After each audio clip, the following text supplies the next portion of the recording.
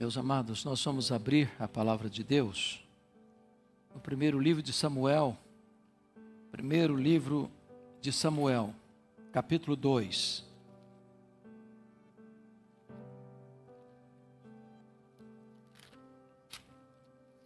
Primeiro livro de Samuel, capítulo 2, a partir do verso 11 até o verso 26. 1 Samuel capítulo 2, a partir do verso 11.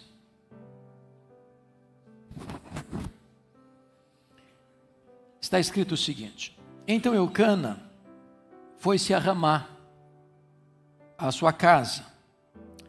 Porém o menino ficou servindo ao Senhor perante o sacerdote Eli. Eram, porém, os filhos de Eli, filhos de Belial, e não se importavam com o Senhor. Pois o costume daqueles sacerdotes com o povo era que, oferecendo a alguém sacrifício, vinha um moço do sacerdote, estando-se cozendo a carne, com um garfo de 3 dentes na mão, e metia-o na caldeira, ou na panela, ou no tacho, ou na marmita. E tudo quanto o garfo tirava, o sacerdote tomava para si. Assim se fazia a todo Israel que ia ali a Siló. Também antes de se queimar a gordura, vinha o moço do sacerdote e dizia ao homem que sacrificava: Dá essa carne para assar ao sacerdote, porque não aceitará de ti carne cozida, senão crua. Se o ofertante lhe respondia: Queime-se primeiro a gordura, e depois tomará quanto quiseres. Então ele dizia: Não, porém hás de mandar agora, senão tomá-la-ei à força. Era, pois, muito grande o pecado destes moços perante o Senhor, porquanto eles desprezavam a oferta do Senhor. Samuel ministrava perante o Senhor, sendo ainda menino, vestido de uma estola sacerdotal de linho. Sua mãe lhe fazia uma túnica pequena, e de ano em ano lhe a trazia, quando com seu marido subia a oferecer o sacrifício anual. Eli abençoava Eucana e a sua mulher, e dizia: O Senhor te dê filhos desta mulher, em lugar do filho que devolveu ao Senhor. E voltaram para sua casa. Abençoou, pois, o Senhor a Ana, e ela concebeu e teve 3 filhos e 2 filhas. E o jovem Samuel crescia diante do Senhor. Era, porém, Eli já muito velho, e ouvia tudo quanto seus filhos faziam a todo Israel, e de como se deitavam com as mulheres que serviam à porta da tenda da congregação. E disse-lhes: Por que fazeis tais coisas? Pois de todo este povo ouço constantemente falar do vosso mau procedimento. Não, filhos meus, porque não é boa fama esta que ouço. Estais fazendo transgredir o povo do Senhor. Pecando o homem contra o próximo, Deus lhe será o árbitro. Pecando, porém, contra o Senhor, quem intercederá por ele? Entretanto, não ouviram a voz de seu pai, porque o Senhor os queria matar. Mas o jovem Samuel crescia em estatura e no favor do Senhor e dos homens.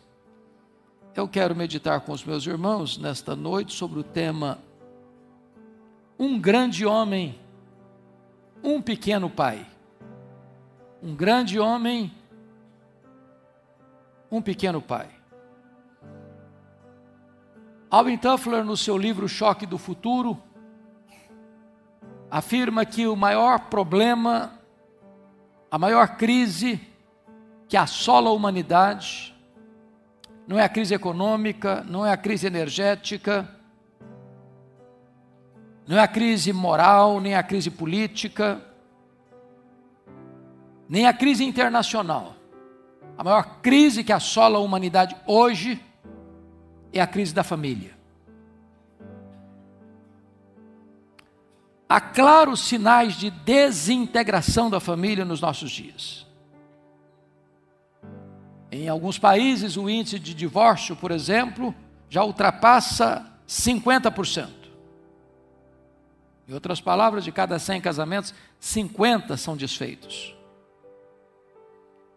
O índice de infidelidade conjugal entre os homens passa de 70%. Entre as mulheres ultrapassa a fronteira dos 60%. Em recente pesquisa com crianças, destaca-se que 14% das crianças, 14%, são filhos de pais solteiros. Que 40% das crianças viverão em um lar separado antes de atingirem os 18 anos de idade. Nos últimos 30 anos, o número de pais solteiros cresceu 450% nos últimos 30 anos. A indústria pornográfica alastrou-se de tal maneira que hoje estima-se que 30% dos homens, 25% das mulheres são prisioneiros desse vício devastador. Os pais estão cada vez mais ocupados, os filhos cada vez mais distantes de um relacionamento estável com a família. Na verdade, estamos assistindo à morte do diálogo dentro da família.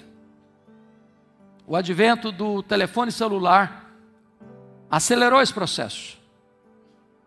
E não só dentro da família, nas comunicações gerais. Você chega em qualquer restaurante hoje e você vê 4 pessoas assentadas, elas não estão mais conversando. Cada uma no seu smartphone. Às vezes até dentro de casa, as pessoas não estão mais conversando. Às vezes marido e mulher estão juntos, mas não estão conversando. A família de Eli é um exemplo de uma família que tinha tudo para dar certo, mas deu errado. Ele era um grande homem, ele era um grande líder, mas Eli fracassou como pai. Diríamos nós hoje que Eli era um grande homem fora dos portões, mas um perdedor dentro de casa. Ele era um líder que cuidava dos outros, mas fracassou em cuidar dos seus próprios filhos. Um grande homem, um pequeno pai. E eu queria então destacar alguns pontos desta meditação. Primeiro, um homem que tinha tudo para ser um grande pai. Confira comigo o capítulo 4, verso 18, desse livro de Samuel. E lá no finalzinho está escrito: e havia ele julgado a Israel 40 anos. Notem vocês que ele é um líder. E ele tem 2 funções estratégicas em seu país. Uma posição política, ele era um juiz. E uma posição religiosa, ele era um sacerdote. E ele exerce essa dupla vocação, essa bivocação, durante 40 anos. Certamente um homem muito ocupado com os negócios do seu país. E também um homem muito ocupado com as coisas espirituais da sua nação. Tinha tudo para ser um grande pai. Segundo, confira comigo o capítulo 2, versículo 11.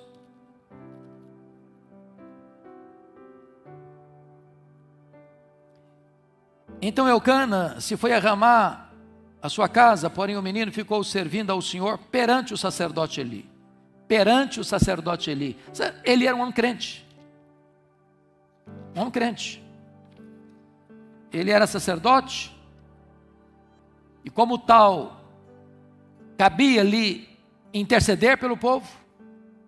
Cabia-lhe o papel de instruir o povo, de interceder pelo povo. O seu próprio nome, Eli, significa Jeová é o meu Deus. Ele era um homem de fé, porque ele disse para Ana, lá em Siló: vai em paz para a tua casa e o Deus de Israel te conceda a petição que lhe fizeste. E o milagre acontece na vida dela. Mas em terceiro lugar, Eli era um homem sensível espiritualmente. Você pode perceber comigo, por favor, capítulo 3, versos 8 e 9. Eu peço à igreja para ler comigo em voz alta esses dois versos. 8 e 9, capítulo 3. Vamos toda a igreja comigo. O Senhor, pois, tornou a chamar a Samuel, terceira vez. E ele se levantou, e foi a Eli, e disse: eis-me aqui, pois me chamaste. Então entendeu Eli que era o Senhor quem chamava o jovem. Por isso ele disse a Samuel: vai deitar-te, se alguém te chamar, dirás: fala, Senhor, porque o teu servo ouve. E foi Samuel para o seu lugar e se deitou. Em outras palavras, ele era um homem que tinha discernimento da voz de Deus, um homem sintonizado com a voz de Deus, sabia distinguir a presença de Deus, sabia o que significava contactar-se com Deus. Então ele era um homem estável no seu trabalho, um homem crente, um homem de fé, um homem sensível à voz de Deus. Ninguém fica 40 anos numa posição sem ter estabilidade. Esse era Eli. Tudo para ser um grande pai. Mas em segundo lugar, observemos agora os filhos de Eli. Tinham tudo para ser uma bênção. Se não, vejamos. Primeiro, eles tinham um pai crente. Quantos meninos, quantas meninas, quantos adolescentes, quantos jovens que gostariam tanto de ter um pai crente? Quantos filhos precisam buscar o seu pai numa sarjeta, bêbado?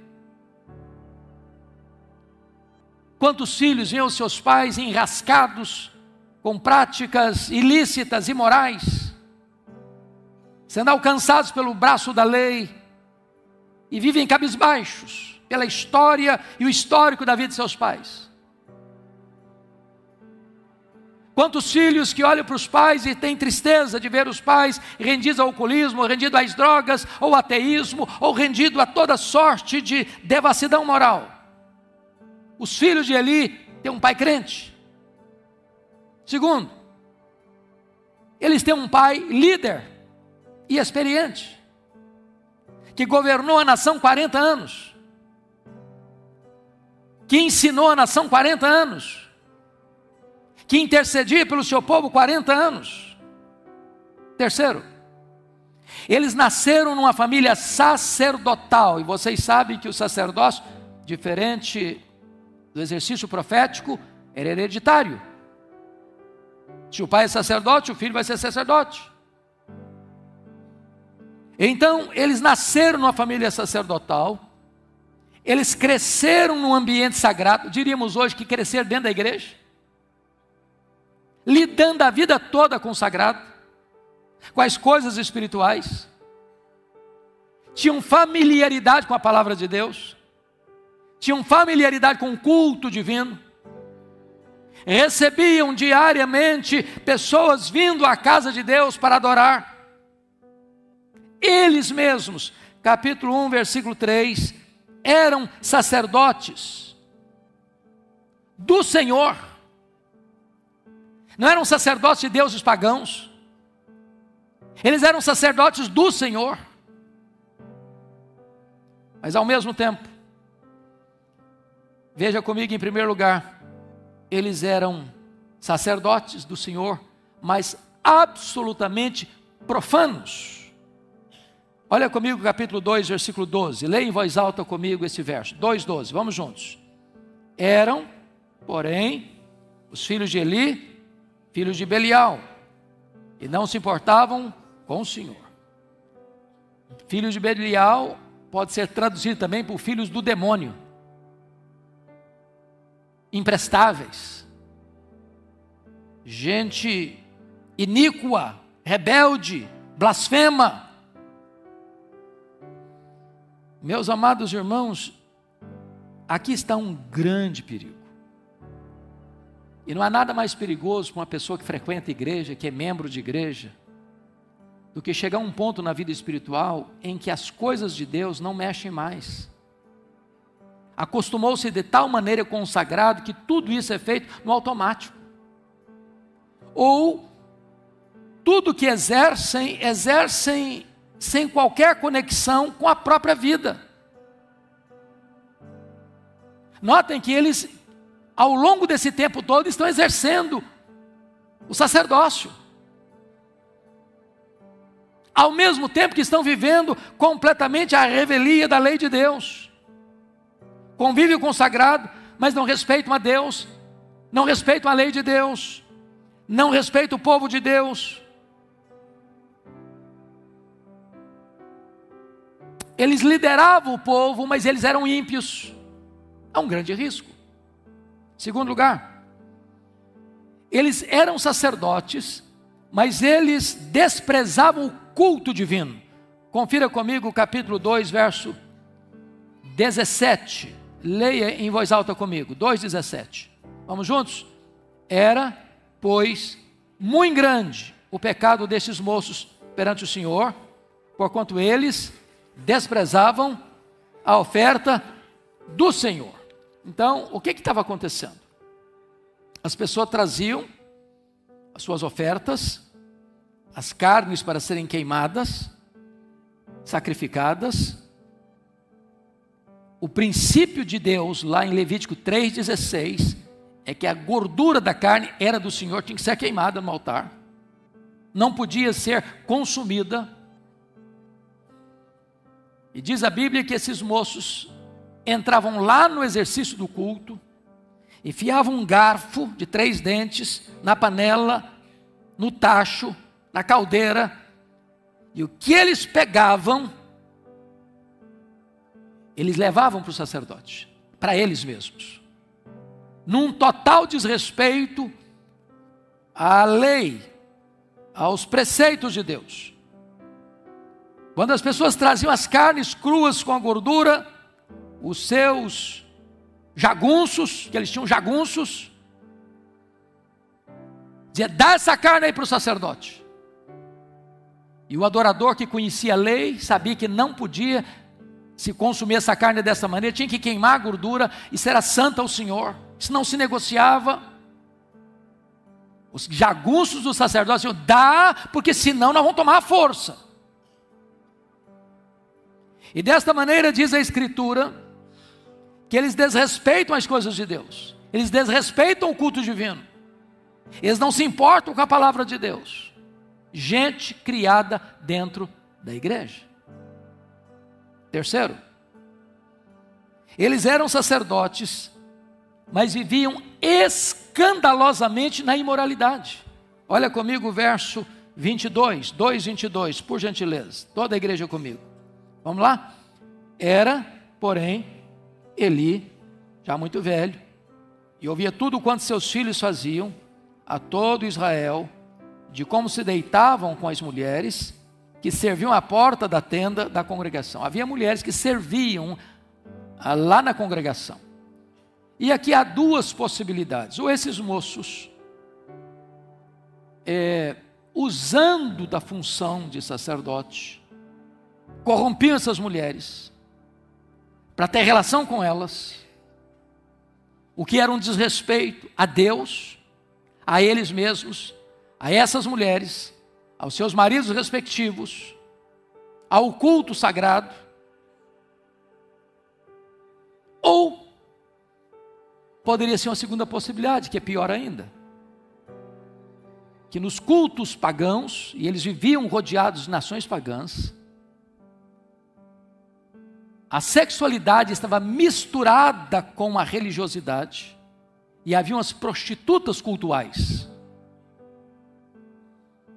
E se esse é o caso aqui, significa que o culto a Deus já está rendido ao sincretismo religioso, já sucumbiu à religião pagã ao seu redor, e que Israel está mergulhado, como você vai ver, os 330 anos que precederam o período dos juízes, onde o maior problema de Israel foi que eles se misturaram com os povos pagãos, perderam a sua identidade de fidelidade a Deus. E quando a religião se corrompe, a nação se corrompe.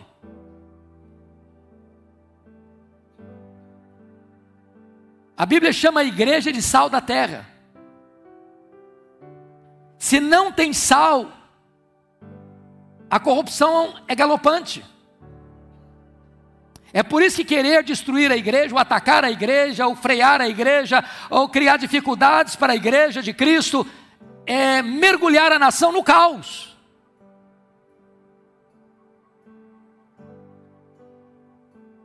Mas ainda, em quarto lugar, eles eram sacerdotes, mas faziam o povo tropeçar. Leia comigo, por favor, capítulo 2, verso 24. Vamos ler juntos. Não, filhos meus, porque não é boa a fama esta que ouço, estáis fazendo transgredir o povo do Senhor. É muito triste quando aqueles que estão na responsabilidade de ensinar e de ser exemplo para o povo, faz o povo tropeçar. Não parte do povo, todo o povo. Uma liderança completamente corrompida. Eles transgrediam mais do que o próprio povo. E agora preste atenção nisso. Os pecados da liderança são mais graves, são mais hipócritas e são mais danosos do que os pecados dos demais. Eles não eram neutros. Eles eram a pedra de tropeço. E finalmente, em quinto lugar, eles eram sacerdotes, mas eles não ouviam conselhos nem advertências. Versos 23 a 25, leia comigo por favor, 2, 23 a 25, toda a igreja. E disse-lhes, por que fazeis tais coisas? Pois de todo este povo ouço constantemente falar do vosso mau procedimento. Não, filhos meus, porque não é boa a fama esta que ouço, estáis fazendo transgredir o povo do Senhor.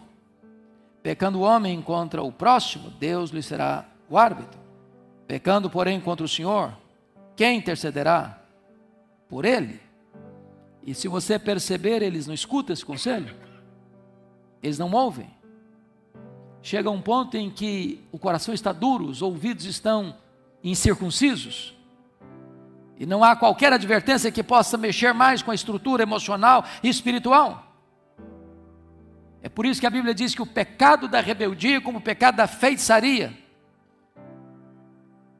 Eles estão envergonhando o povo de Deus, sendo motivo de tropeço para o povo de Deus, estão envergonhando a casa de Deus, estão envergonhando o pai ali, estão sendo um transtorno para a sociedade.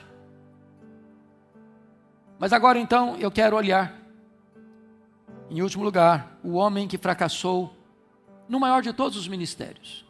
Entendamos isso.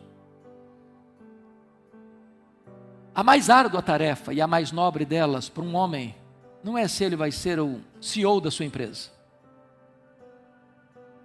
Não é se ele vai ser o homem do maior contra-cheque, vai receber o maior salário.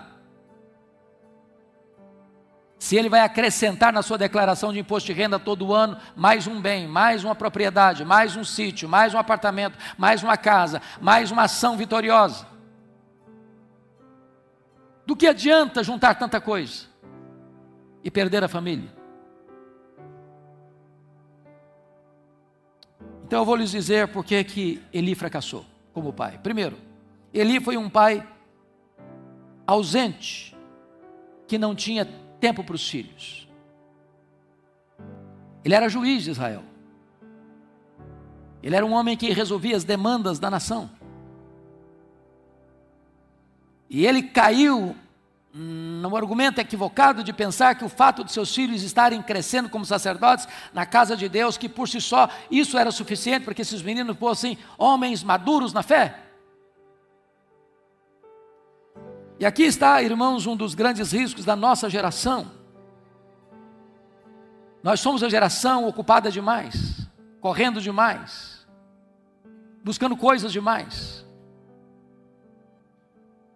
Nós somos a geração que pensa que o melhor que nós podemos dar para os nossos filhos é botá-los numa melhor escola, e eu acho isso maravilhoso. De prepará-los para fazer o melhor vestibular, para entrar na melhor universidade, para fazer o curso mais cobiçado, para alcançar o máximo de sucesso acadêmico, para encontrar o melhor emprego, para ganhar o melhor salário. E tudo isso é bom em si mesmo. Entretanto, se tudo isso é feito sacrificando o tempo com os filhos, a instrução dos filhos, a criação dos filhos, no temor do Senhor, teremos, ainda que alcancemos tudo isso, fracassado rotundamente.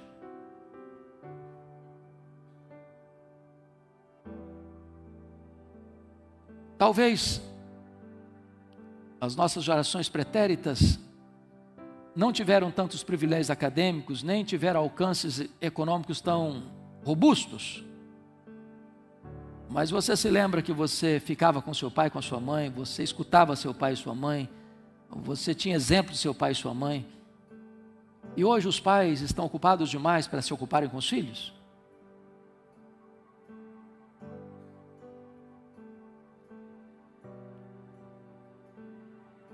Eu me lembro de um funeral de um jornalista brasileiro, onde ele chorava muito, porque o seu filho de 19 anos tinha morrido de overdose, e ele pedia perdão para o menino uma vez que era tarde, porque o menino estava num caixão, e um rapaz num caixão não consegue mais nem ver as lágrimas do pai, nem se comover com o pedido de perdão do pai, porque cuidou de tanta coisa, correu atrás de tantos sonhos, e não teve tempo para o filho.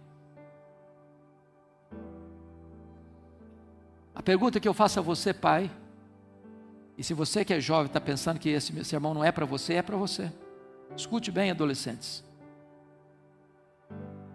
Aurélia Agostinho disse que que você educa um filho 20 anos antes dele nascer. Você educa um filho 20 anos antes dele nascer. O que significa isso? Significa que você que é criança hoje, você que é adolescente hoje, você que é jovem hoje, já está educando seus filhos, ou para o bem ou para o mal. Amanhã eles vão perguntar, e como é que foi a sua vida? E como é que você passou a sua infância? E você era obediente ao seu pai? Você era obediente à sua mãe? Você era um filho obediente? Você era um filho tranquilo? Você respeitava seu pai e sua mãe?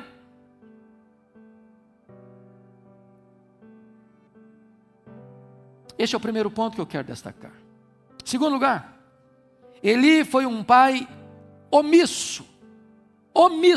Ele não abriu os olhos para ver os sinais de perigo dentro da sua casa. Deus botou placas no caminho de Eli. Deus colocou outdoors no caminho de Eli. Deus colocou telão de LED no caminho do Eli. Ele não viu.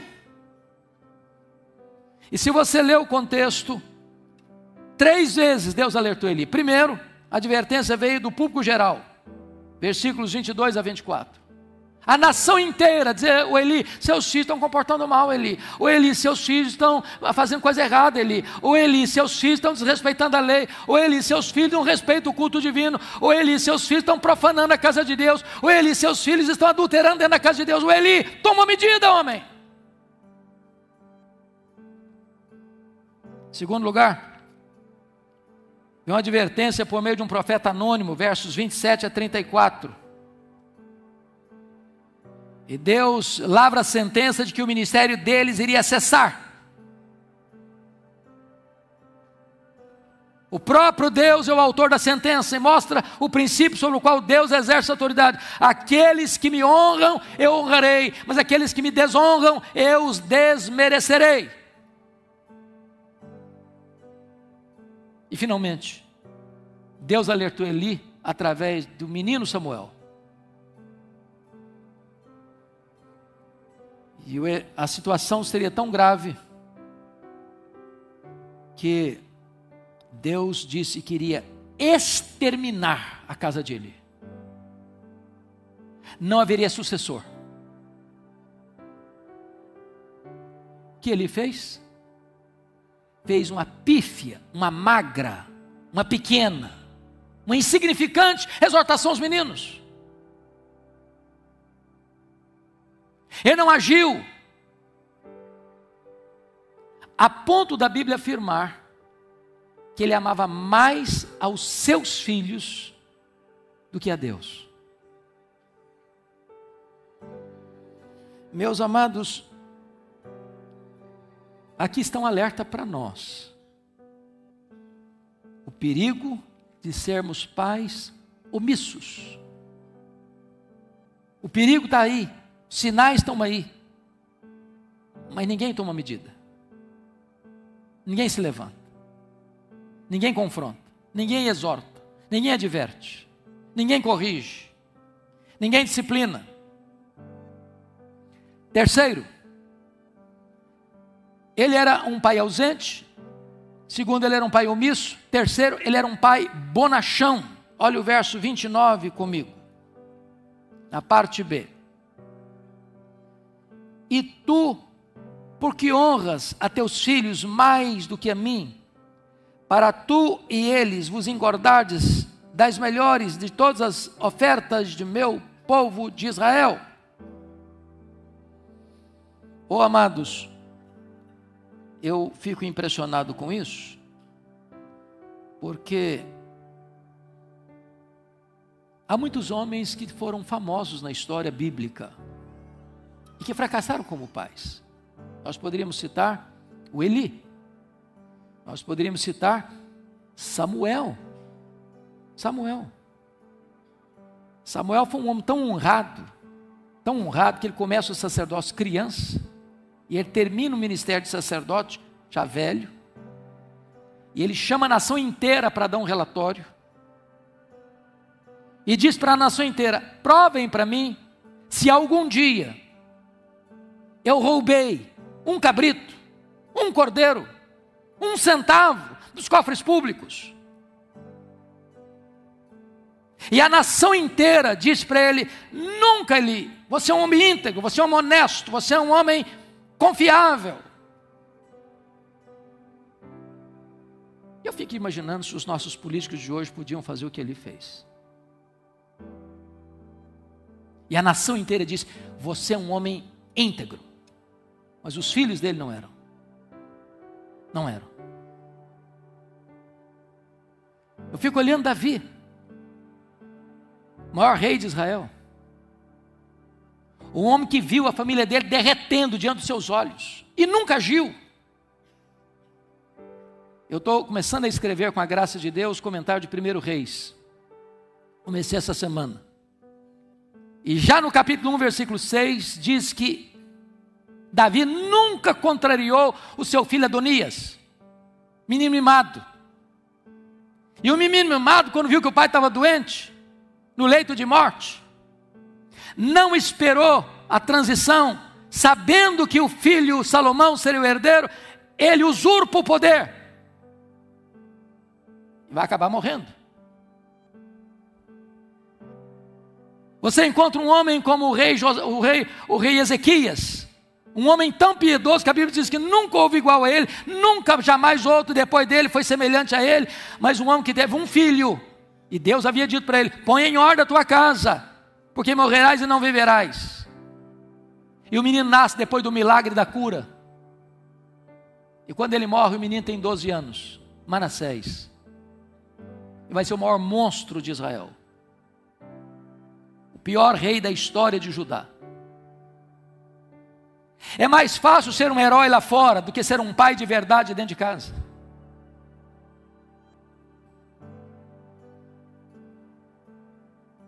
Mas em quarto lugar, Eli era um pai ausente, omisso, bonachão.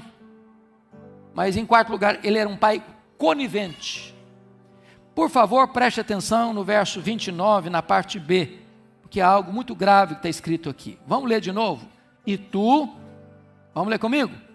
Parte B do verso 29. E tu, porque honras a teus filhos mais do que a mim, para tu e eles vos engordardes dos melhores de todas as ofertas do meu povo de Israel. O que está acontecendo aqui? O que ele está denunciando aqui? Lembra quando os filhos dele exigiam as carnes gordas? Dá para o sacerdote. Não, mas não pode, está escrito lá na lei de Deus que a gordura tem que ser queimada. Dá, senão nós vamos tomar força. O que acontecia? Levava essa picanha para casa, os meninos preparavam o churrasco, e quem estava lá comendo o churrasco? Junto com os meninos? Papai Eli. Ele era parceiro dos pecados dos filhos. Não só perdeu a autoridade de exortar os meninos, como ele fazia parte dos pecados graves de seus filhos. Ele era conivente. E Deus denuncia isso. Ele aceitou o estilo de vida que os filhos levavam e se tornou parceiro dos pecados de seus filhos. Mas finalmente, Eli foi um pai passivo ao fatalismo. Capítulo 3, verso 18, confira comigo. Então Samuel lhe referiu tudo e nada lhe encobriu, porque ele tinha dito para o menino: olha, conta tudo que Deus falou com você, não me esconda nada. Aí o menino está dando um relatório. Então Samuel lhe referiu tudo. E o que é tudo? É que Deus iria matar os filhos de Eli. Os filhos de Eli morreriam no mesmo dia. A descendência de Eli seria eliminada. E disse Eli, versículo 18, e disse Eli: é o Senhor, faça o que bem lhe aprouver. Sabe o que eu esperava do Eli agora? Uma outra atitude. Eu esperava de Eli que ele caísse de joelhos, que ele chorasse diante de Deus, que pedisse: Deus, me dá mais uma chance, me dá uma oportunidade. Não faça isso, Senhor. Deixa eu confrontar meus filhos. Eu me arrependo, eu também estou errado, eu também sou parceiro do pecado deles. Me ajude, meu Deus, eu quero me arrepender agora. Meu Deus, poupa a minha casa, poupa os meus filhos, Senhor. Não, ele não fez isso. Ele jogou a toalha, entregou os pontos. Ele aceitou passivamente a decretação da derrota final de Deus na sua vida. Ele não orou, ele não lutou, ele não chorou, ele não jejuou, ele não pediu uma chance para Deus. E eu, em nome de Jesus, quero encorajar você, pai, em nome de Jesus, não desista de ver um milagre de Deus na vida da sua família, de ver Deus restaurando a sua casa, de ver Deus salvando os seus filhos. Não jogue a toalha, em nome de Jesus. E eu quero concluir fazendo breves aplicações, trazendo lições práticas para encerrar. Primeiro, lições práticas: o perigo de cuidar dos outros e não cuidar da própria família. Segundo, perigo de ser famoso lá fora e não ter autoridade dentro de casa. Terceiro, o perigo de nos acostumarmos com as coisas sagradas a ponto de perdermos o temor de Deus. Quarto, o perigo de nos conformarmos com os pecados dos nossos filhos a ponto de estarmos mais preocupados em agradá-los do que honrar ao Senhor. Quinto, o perigo de aceitarmos passivamente a decretação da derrota em nossa família.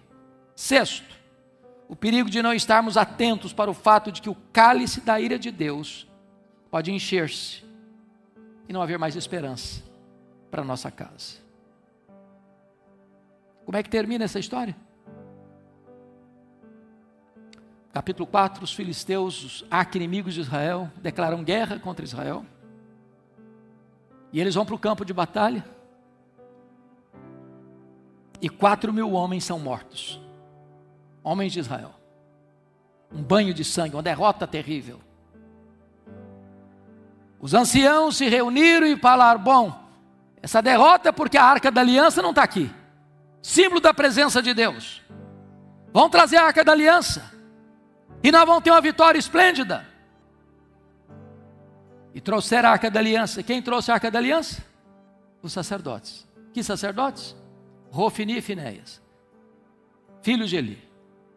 Quando a arca chegou, foi um estrondo no acampamento, aquele entusiasmo. Agora, símbolos sagrados, irmãos, sem vida de piedade, não, viram amuleto. Amuleto. O que aconteceu? A derrota foi mais amarga. 30.000 homens morreram. A Arca da Aliança, símbolo da presença de Deus, foi roubada pelos filisteus. Deus permitiu isso. Como Deus entregou os vasos do templo a Nabucodonosor, Deus entrega a arca da aliança nas mãos dos inimigos. Os 2 filhos de Eli, Hofni e Finéias, são mortos. E um mensageiro sai do campo da batalha, à pressa, vai lá a Siló, e diz a Bíblia que Eli está deitado. Melhor, sentado numa cadeira. E diz a Bíblia que ele estava velho e muito pesado. E por que ele estava muito pesado? Porque ele estava comendo as carnes gordurosas que os seus filhos afrontosamente arrancavam do altar de Deus. E quando ele escuta a notícia que 30 mil homens morreram, que os seus 2 filhos morreram, que a arca da aliança fora roubada, ele cai da cadeira e quebra o pescoço. A mulher de Finéias, o sacerdote Finéias, está grávida. E ao tomar o susto da morte de tanta gente, do seu marido, do seu cunhado, do seu sogro à sua frente, ela dá luz. E ao dar a luz, ela está morrendo. Mas antes de morrer e dar o último suspiro, as parteiras disseram: coragem, mulher, você deu a luz a um menino. E ela não se importou com isso e botou o nome no menino de Icabode. Foi-se a glória do Senhor. Foi-se a glória do Senhor. Que nome? Icabode. É triste quando as pessoas só conseguem ver que a glória do Senhor se foi da sua vida, da sua casa, tarde demais. Deus deu tantos sinais para que as pessoas se arrependessem em tempo e fizessem uma revisão da vida e uma correção de rota e taparam os ouvidos à voz de Deus. E agora a sentença foi lavrada. Não tem mais chance. Permita-me perguntar a você nesta noite: a glória de Deus está sobre a sua casa? Ou você está vendo esta glória de Deus se afastando da sua casa? Acorde. Desperte. Levante-se. Lute pela sua família. Chore pela sua família. Jejue pela sua família. Acerte a sua vida com Deus. Porque se você se voltar para o Senhor, diz a Bíblia que Ele é rico em misericórdia e tem prazer em perdoar. Se você se voltar para o Senhor, Jesus Cristo, Filho de Deus, pode perdoar seus pecados, lavar você com seu sangue e trazer você de volta para um tempo de restauração e de cura. Eu anseio por isso. E eu vou lhe dizer que não tem nenhum tesouro deste mundo que compense você sofrer um golpe na sua casa, na sua família. Qualquer sucesso no mundo tem sabor de cinza se você perder sua família. Você pode perder o mundo inteiro, mas se você tem sua família, você é um homem feliz, você é uma mulher feliz. Que Deus tenha misericórdia da nossa vida. Que Deus tenha misericórdia da nossa casa. Que Deus tenha misericórdia da nossa igreja. Amém.